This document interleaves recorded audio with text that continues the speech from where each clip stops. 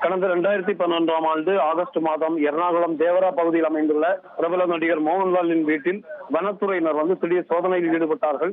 அப்போது அவரது வீட்டில் யானை தந்தம் கண்டெடுக்கப்பட்டது. அந்த யானை தந்தத்திற்கான அந்த வைத்துக் கொள்வதற்கான உரிமம் அவரிடம் இல்லாமல் இருந்தது.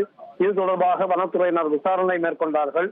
அதைத் தொடர்ந்து மோகன்லால் கேரள அரசுக்கு ஒரு மனு சமர்ப்பித்தார். தனக்கு யானை தந்தம் வைப்பதற்கான உரிமம் வழங்க வேண்டும் என சமர்ப்பித்தார். அதை வைத்துக் கொண்டு 2015ஆம் ஆண்டு அவருக்கு யானை தந்தம் வைத்துக் கொள்வதற்கான உரிமம் கேரள அரசால் வழங்கப்பட்டது. இந்த விவகாரம் தொடர்பாக விசாரணை நடைபெற்று வந்த நிலையில் தற்போது அந்த விசாரணையினுடைய இறுதியில் நீதிமன்றம் அவருக்கு யானை தந்தத்துக்கான உரிமத்தை கேரள அரசு வழங்கியதை ரத்து செய்தது. அதுக்கு ரத்து செய்து உத்தரவிட்டிருக்கின்றது. இதற்கு காரணம், மோகன்லாலுக்கு உரிமம் வழங்கப்பட்ட போது கேரள அரசினுடைய கெசட்டில் இது தொடர்பான அறிவிப்பை வெளியிடாதது காரணம் என கூறி உடனடியாக இந்த விவகாரம் தொடர்பாக கெசட்டில் வெளியிட வேண்டும் என கூறி தற்போது அவருடைய யானை தந்தத்திற்கான உரிமம் ரத்து செய்யப்பட்டிருக்கின்றது.